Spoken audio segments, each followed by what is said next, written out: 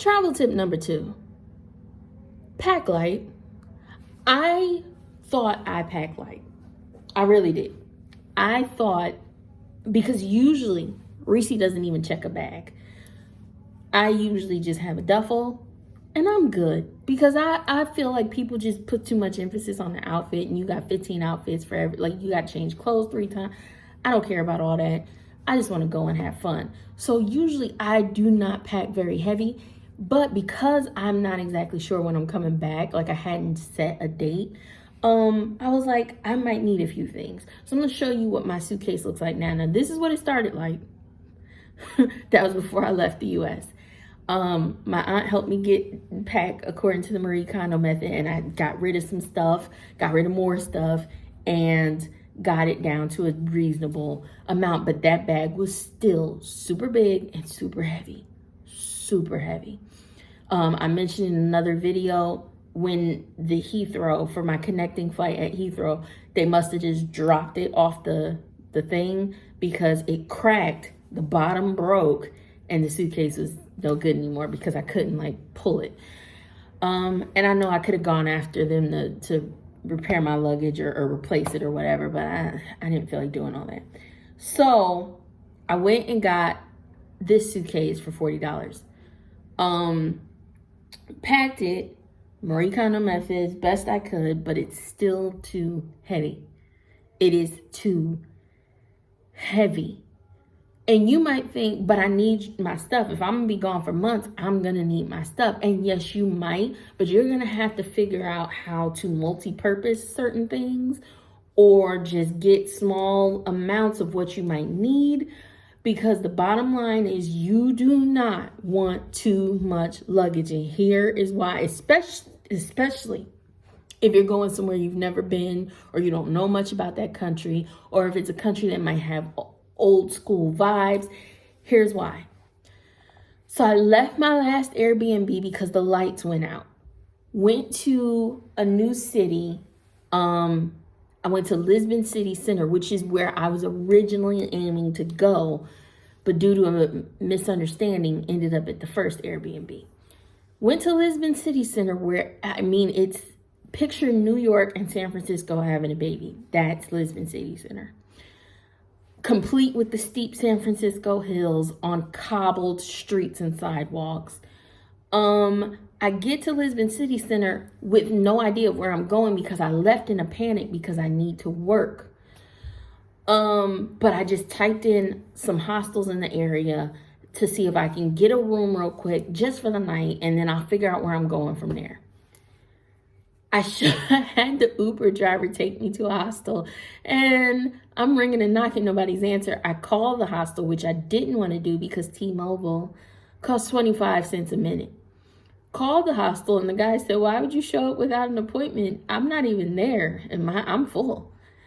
When I said New York and San Francisco having a baby, and that is Lisbon City Center, what I didn't mention is that everybody in New York and San Francisco is in Lisbon City Center, because everywhere was full. Everywhere. I'm calling hostels. I'm calling hotels. I'm like, can I get a room at the inn? I just, give me something in the barn. Like, I just need somewhere with Wi-Fi so I can work, because I'm supposed to be working right now.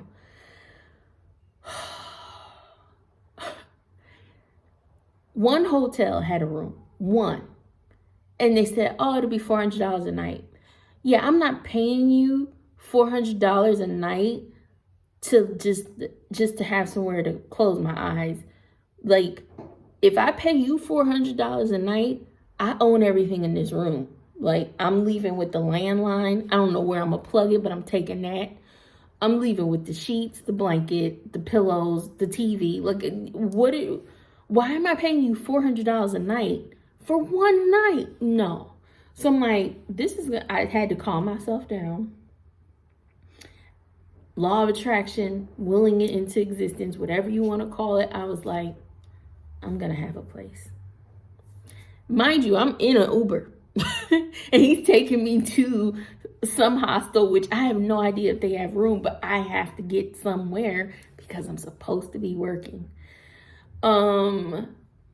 once again, the power went out at the first Airbnb. So it was 5 minutes before my work day in the US is supposed to start. And I'm like, so, okay. Now, mind you, I had told my manager, like, I'm having power connection issues and I'm trying to get somewhere where I can get online. So I'm in this Uber riding through Lisbon City Center trying to figure out where I'm going to go.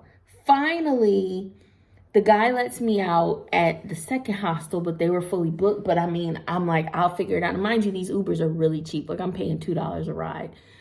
So I'm like, okay, what do I do now? So I get out and I'm in a area where all these restaurants and outdoor cafes. So I'm like standing there with all this luggage, just laying down, trying to figure out where I'm gonna go. So I typed in another hostel, and the guy said, at first he said, no, we're full. And then he was like, oh wait, we do have one private room. He said, I can't hold it for you past 30 minutes. So if you can get here in 30 minutes, you can have it. Sir, I'm on my way. And I looked at the GPS and put it in walk, and it said it was about a 5-minute walk from where I was. But T-Mobile is not the best, because as I'm trying to GPS with my sucky connection, the GPS is rerouting, and I'm like, I know I'm around it and I can't get to it. I'm huffing and puffing. I'm carrying all this luggage, which is why this tip is, don't overpack.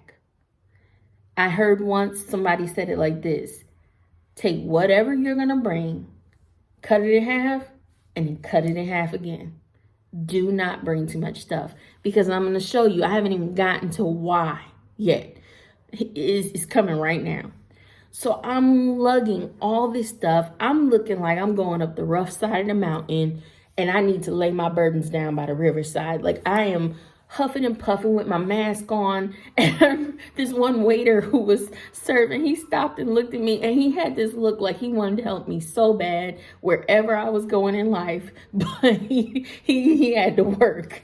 And he just stared at me and kind of like nodded like, oh God, poor thing. I'm frustrated, but Lisbon City Center has these, like, I don't know what they're called, like jitney cabs or something, where people are sitting there and they're waiting for somebody who just needs to get somewhere up the street or whatever, and they'll transport you. So I'm like puffing up to the guy, and I said, excuse me. I was just gonna ask him, did he know where it was? And he was like, yeah, he said, first collect yourself, breathe. And I was like, I'm okay. And he was like, he said, I can take you there. He was like, it'll cost 10 euros. He said, but I can get you there. And I was like, you know what? I don't know if that was an overprice or what. I will take it, good sir. So I ain't got to pull these bags nowhere else. And he was like, we could just ride over, because I didn't have any cash on me. He was like, there was an ATM right there. He's like, I'll take you over there. He said, I promise I won't steal your stuff. You could just go. He was like, I'll sit right here where you can see me with your bags. And he was like, you can get the money and I'll take you to the place.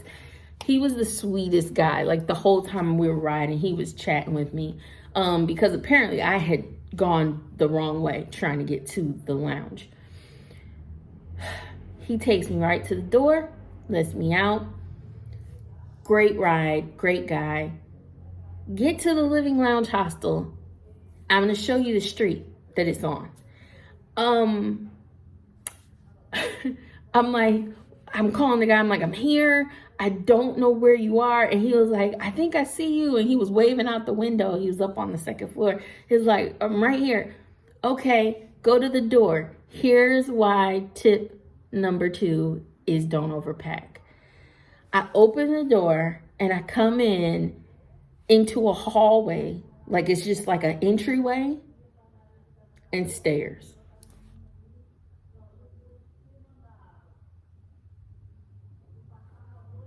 Stairs. Okay. I didn't even let myself think about it too much. I just grabbed the bags and started humping them up the stairs. And I'm like, I'm dying.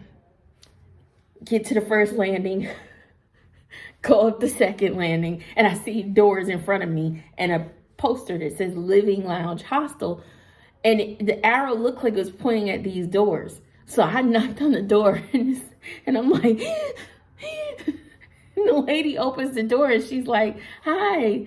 Or, well, she said, bon dia. And I was like, Living Lounge Hostel? And she was like, no. She said, third floor. Third floor? I'm like, oh my God. And she was like, I help you. And once again, here's what I was carrying. My suitcase was half her height. I'm like, so she's trying to pull the top, and she said, you grab the bottom. And I'm like holding bags and trying to grab the bottom of the suitcase.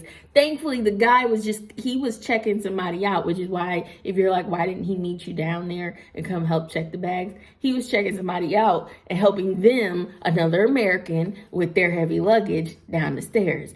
So he gets to me, and the other American kept going. And he said, rule number 1 when traveling, don't pack heavy. He was like, because you never know when you have places that don't have elevators, and then you have to rely on strangers. And I'm like, I see.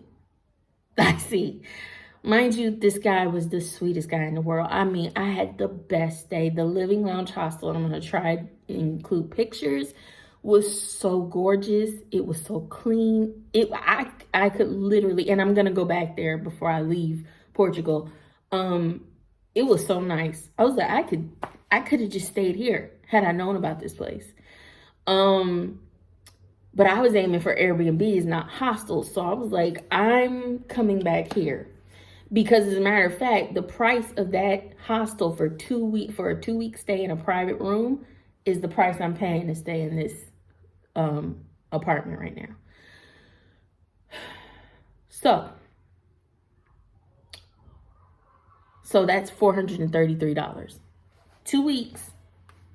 Breakfast is included. You're in the center of New York and San Francisco's baby. And you've got all of the activity around you.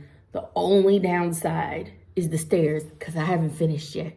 We get to the counter, because we had to go up the next 2 flights of stairs with our luggage, with my luggage. He's carrying my suitcase. Get up to the top, and I needed a minute. I said, I gotta sit, because I'm whistling at this point. I mean, get up there, sit down. He's like, take your time. I get checked in, and he's like, the private room I told you about is room 306, I think I had. 306 was on the 3rd floor. Now, I know you're thinking, well, the Living Lounge Hostel is on the 3rd floor. No, the 3rd floor from where he was. So 3 flights up from where I just got. Thankfully, they had a dumb waiter for luggage.